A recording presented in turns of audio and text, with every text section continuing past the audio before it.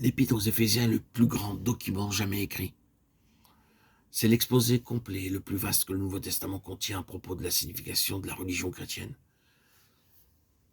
fusionnant comme nulle part ailleurs ses aspects évangéliques, spirituels, moraux et universels.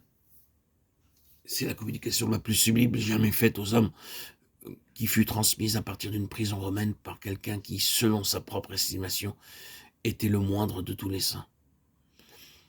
Cette épître aux Éphésiens est l'une des plus nobles du Nouveau Testament, une épître divine qui rayonne par la flamme de l'amour chrétien et la splendeur de la lumière sainte et d'où coulent des fontaines d'eau vive.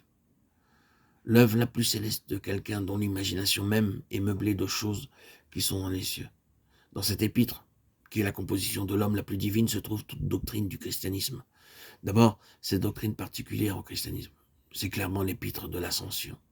Par elle, nous nous élevons comme sur des ailes de l'inspiration sur les hauteurs les plus divines. Mot après mot et pensée après pensée, ici, les lieux célestes, là, toute bénédiction spirituelle, puis les richesses, puis la gloire, puis le mystère, puis la plénitude, puis la lumière, puis l'amour. Tout semble, pour ainsi dire, laisser derrière soi une traînée lumineuse dans ce ciel profond et rayonnant. C'est l'expression la plus avancée, la plus sublime, la plus profonde, la plus définitive de l'évangile de Paul. Hâtons-nous de dire que notre propre appréciation n'est pas le résultat de la lecture d'appréciation comme celle qui se trouve donnée par tous les écrivains qui l'ont lu, tous les auteurs qui l'ont considéré, tous les lecteurs, auditeurs, auditrices qui ont entendu parler de cette lettre aux Éphésiens. Ces dernières ont été découvertes beaucoup plus tard. Nous sommes alors arrivés à notre propre conclusion après bien des années de lecture, de méditation sur cette épître aux Éphésiens et sur le ministère de Paul en général.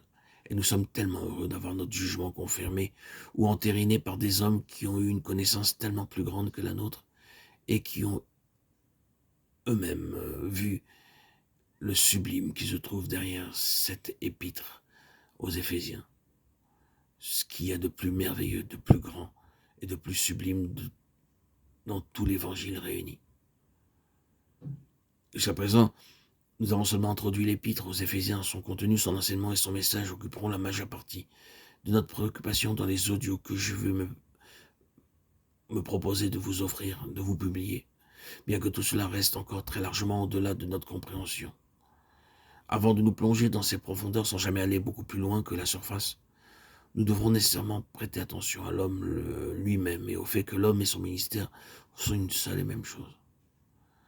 Avant de procéder ainsi, rappelons à nos auditeurs-auditrices un ou deux faits évidents mais impressionnants. Lorsque l'apôtre Paul se mit à écrire cette épître aux Éphésiens, il n'avait pas la moindre idée qu'il était en train d'écrire les Saintes Écritures, la Bible en partie. Sa seule pensée et son unique désir était de confirmer, de compléter tout le conseil de Dieu qu'il avait annoncé, sans en rien à cacher, à Éphèse et d'un bout à l'autre de l'Asie mineure, pendant les 2 années où il s'y trouvait, acte 19. Dans sa propre pensée, c'était une lettre qu'il écrivait, cela en vue d'un lieu et d'un besoin.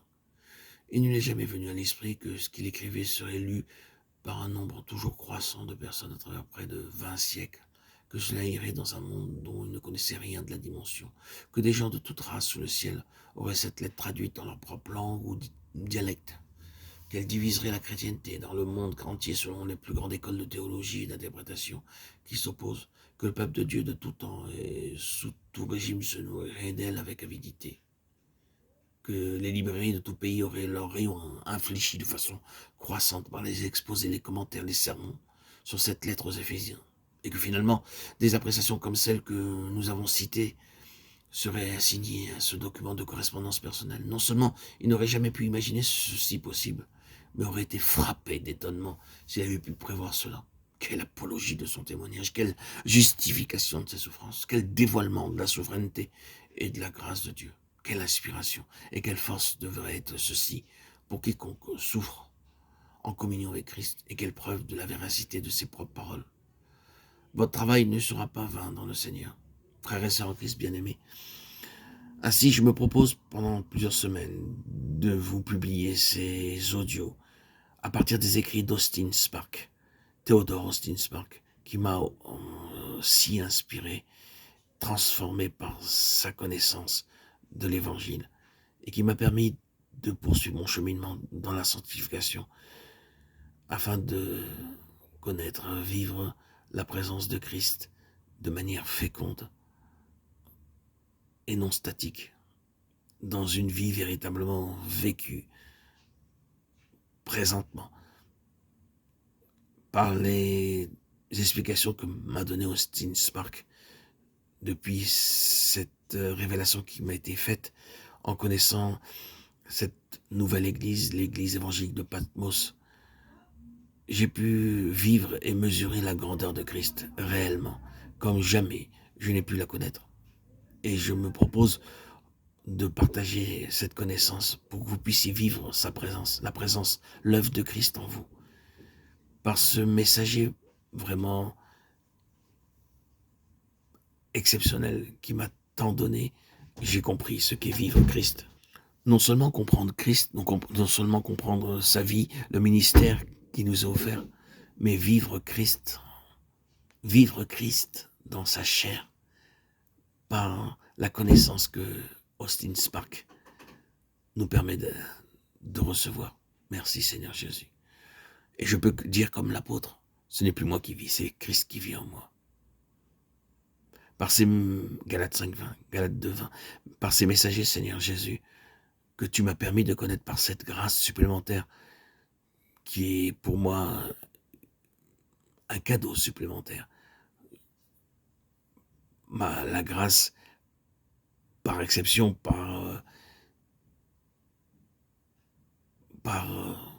je dirais, au-dessus de tout, c'est bien sûr le baptême. Par immersion dans le lac de ma ville, le 26 septembre 2019, qui a fait de moi un nouvel être, un nouvel homme, ayant un nouveau cœur, un nouvel esprit, une nouvelle vie. L'homme ancien est tombé. Mais cette grâce que tu m'as permis de connaître, Theodore Austin Spark, est pour moi un des cadeaux supplémentaires qui me permet de connaître, de vivre expérimentalement, présentement, la croissance, la véritable croissance, et non une croissance imaginaire. Merci Seigneur Jésus. Merci pour tous ces messagers comme Watchman Nee, frère Baxing, frère Verbon, tous ces écrits qui m'ont été donnés si généreusement par ces hommes, ces femmes de l'église évangélique de Patmos. Tous ces messages qui sont incrustés de manière indélébile dans mon être et qui a transformé ma vie. Je remercie bien sûr l'église de Haïti, les disciples de Jésus-Christ, qui, les premières années de mon avancée, de mon pèlerinage dans la sanctification, m'ont beaucoup apporté par leur fraternité, leur amour du prochain, leur chant unique, leur cantique, le cantique des anciens qui m'a tant apporté. Aujourd'hui, une nouvelle étape, un nouveau fondement, des nouvelles parcelles de ce que je connaissais pas m'ont été offertes, m'a été possible de connaître grâce au Seigneur Jésus. Merci Seigneur. Que je puisse toujours avancer et connaître d'autres écrits, d'autres messagers de Christ pour pouvoir aussi les partager. Car mon but, ce n'est pas simplement de recevoir, mais d'offrir ce que j'ai reçu. Ainsi est la volonté de Dieu, ainsi est la grâce de Christ, ainsi est le message de tout l'évangile. Vous avez reçu gratuitement, donné gratuitement. Telle est ma joie. Seigneur Jésus, je suis un vase choisi, je suis un vase élu. Et à cet égard, je te suis très reconnaissant. Et je me dois de transmettre, témoigner de cette grâce sublime qui est de te connaître et de vivre en ta présence. Amen. Gloire à Dieu au plus haut des cieux.